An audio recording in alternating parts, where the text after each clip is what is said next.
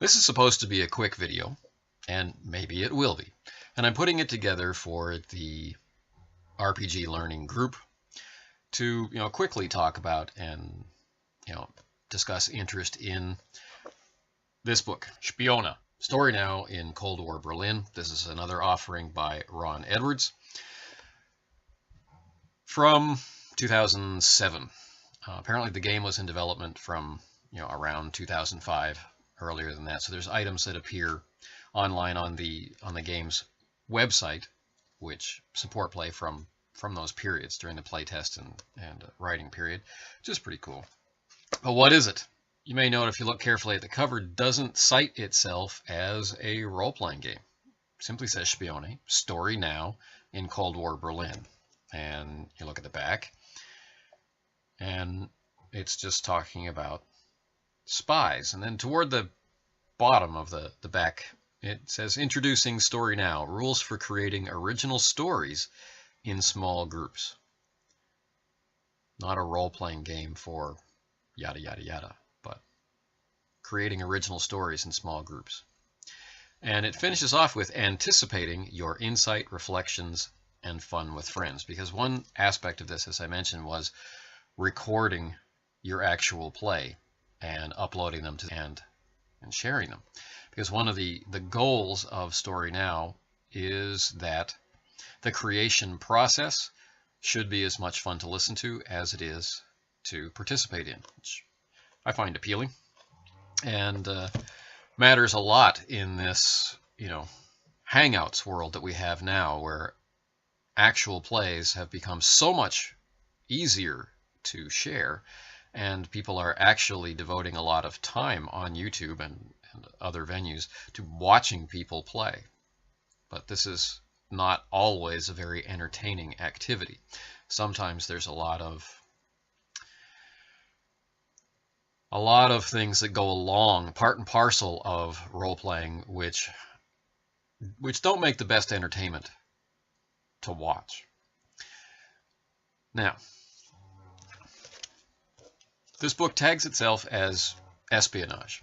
And like I said, this is not going to be a long video, but most of the early part of the book is actually talking about the Cold War, Berlin, resources for learning more about the subject matter, that sort of thing.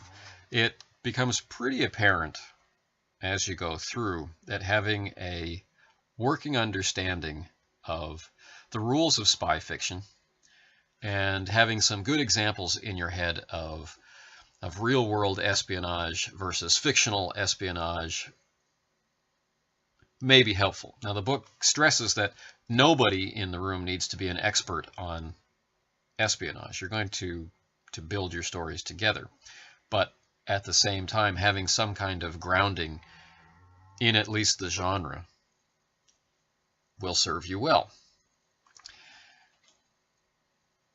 It's not about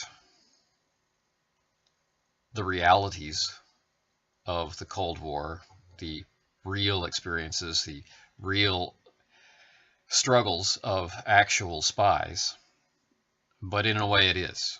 Using fiction as the vehicle to explore the topic area, the situations, the author hopes that we in some way arrive at truths which we might not arrive at simply having a discussion about the topics. And that is something which appeals to me greatly. Although I can't say that the idea of focusing on the creation of story, which is what this does, appeals to me on as deep a level as operating within the confines of a character does. There are very attractive elements to sitting down and running this game. So let's talk about it just a little bit. So, quoting from chapter 6, we have a very brief description of what is meant by Story Now. This is not how it works, but this is what it is. It says, "This is a spoken medium. The group creates a fiction through organized dialogue and shared imagination." That sounds familiar, right? At its most baldly stated, they basically make stuff up. However, they don't make it up at random or through monotonous turns. The rules are organized to result in the following: the procedural dynamics of card games, the content dynamics of literature and film, the social and creative dynamics of playing music. What happens fictionally and what it means evolves through the activity itself. It's not like a screenplay or stage play. It cannot be preset. Everyone involved simultaneously acts as authors and audience for a story that gets created right there. Story now. So that's the description, which comes just before we get the rules overview. So chapter 6 is really where we get into, how to play the game, right? The rules of Story Now. And it's called the Rules of Story Now. So we have a brief explanation of what Story Now is. Then it goes into Story Now, the overview, which goes on for just a page. Then some social advice about narration, which I will also share because it's relevant to conceptualizing what was just meant. It says, when these rules describe turns or narrating, they do not suggest that everyone else must sit silently. At all times, everyone is free to speak and contribute. Right? So there is someone whose turn it is. They have the final say about how all the contributions of that turn play out, but everyone is expected to contribute during every turn. So that's cool. This collaboration is something which, when formalized, can suffer or can make people feel awkward. And so trying something like this, it's your turn and you have final say, but all the rest of us can contribute, and you have to decide what is and isn't going to take shape from that. That can be a little daunting when it's given birth to by a set of rules rather than something that you arrive at organically or accidentally in play. But being able to codify it and put it down into a system of rules for people to whom it has never occurred, or for people who don't believe it can happen, or blah blah blah, whatever, is really useful. And laying it out in a process so that it can be replicated, so that it can become a skill which can then be developed and become more and more comfortable, more and more seamless, more and more collaborative, is very worthwhile, I feel. So what do you need? You need a regular deck of playing cards and some handouts. The handouts are things like the Berlin map. And you've got character sheets, which are, in a sense, front and back. We've got the spy characters, and then we have the regular people characters. And apart from that, you need to determine what decade of the Cold War this is going to happen in, and the cards help you do that as well. So, pretty simple. You can sit around a table with people with a deck of cards, with some notes about who the principal characters are and who the secondary characters are, and create a story, a spy story that gets deeper and more involved the longer you go on. So the book itself is that handy book size book, trade paperback size, 6.9 I think. And the part of it that concerns the rules of play, which are very direct, here's what you do to play, right? They only occupy this much of the book. It's 244 pages, but the rules, chapter 6, that's page 123 to page 167. So that's not too bad. And it's the sort of thing that you could conceivably keep with you, and it's nicely, visibly indexed so that you can, quickly get inside and find the parts that you want. You could teach yourself to play this in play. You won't get the smoothest possible experience, of course, but if your end goal is to get good at the game so that you can have that smooth experience, then there's absolutely nothing wrong with that. I prefer that, actually. So, we move from the overview into the things that you need to do in order to play. So let's quickly review that. So how does narration work? It's explained. How do you choose the decade, and how do you set up how the characters are, or what situation the characters are in, and how they connect with the other characters? That is established. Things like identifying things that these characters to consider to be, let's say, moral or ethical trespasses, things that will make them uncomfortable.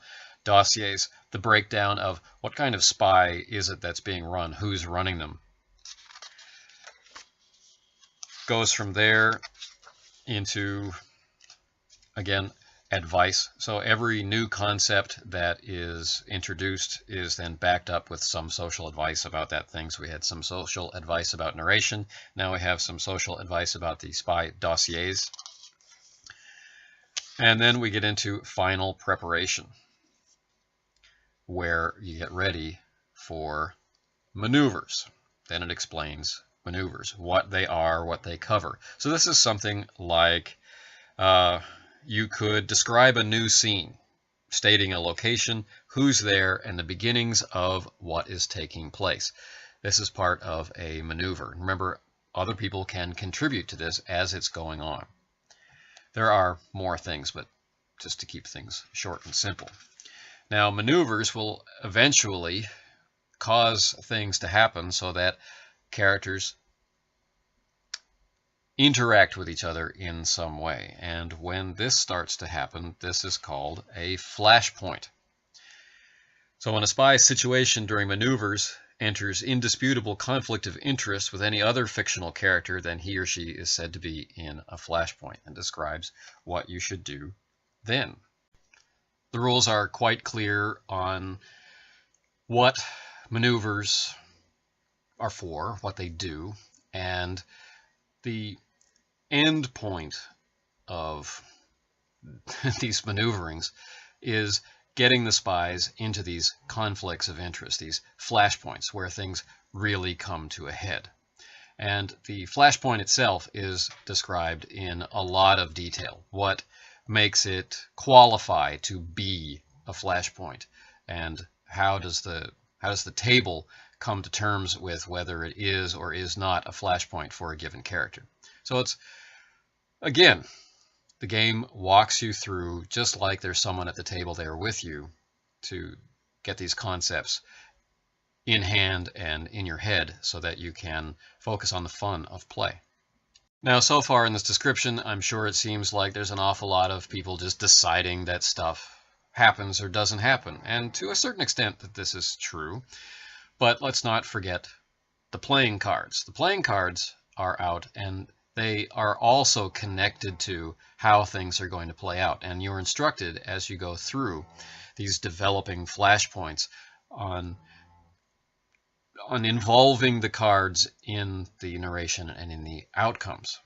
So there are parts of this that are firmly in your hands in an authorial or narrative sense, and there are parts of it which are not. There are deep secrets which will be revealed.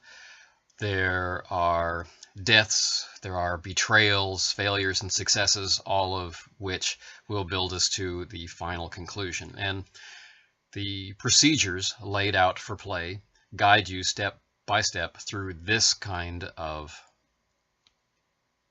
dehumanizing Cold War spy experience. There may be moments of danger, there may be moments of tension, they may be combined or separate.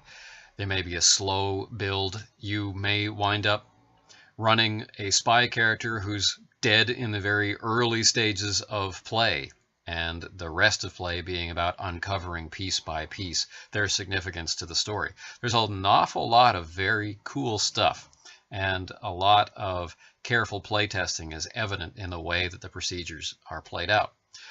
Now, this is creating stories,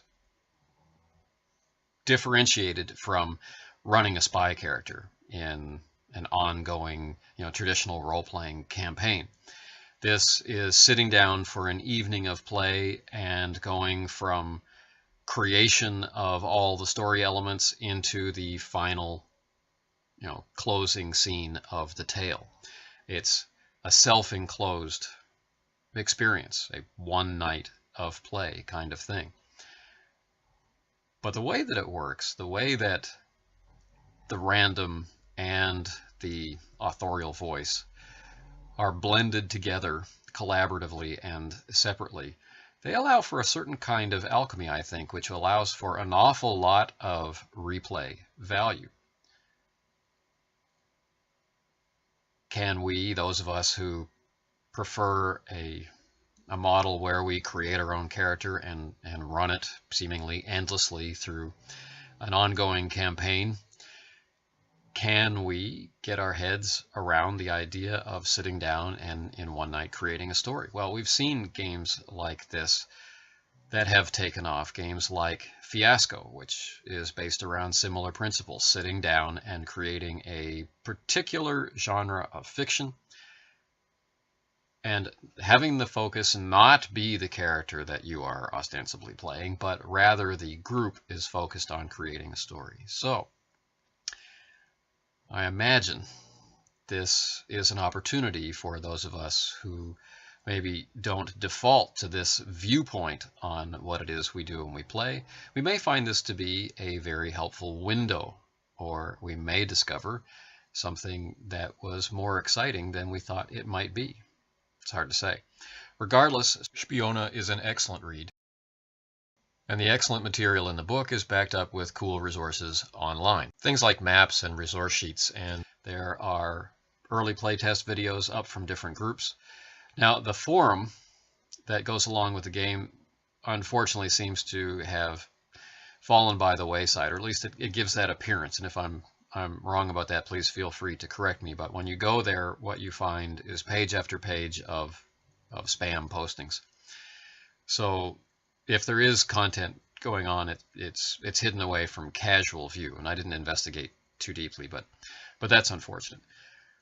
But there's nothing to say that play and forum-based activity around it can't continue. Of course, there's the regular Adept Press forums as well, which are well curated and can take care of this need quite nicely.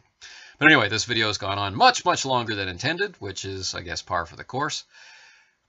If you have the game and have read the game, or if you're interested in getting into it more deeply and discussing it with me, please let me know. That's what these videos are all about. So, Spione, story now in Cold War Berlin, a book by Ron Edwards.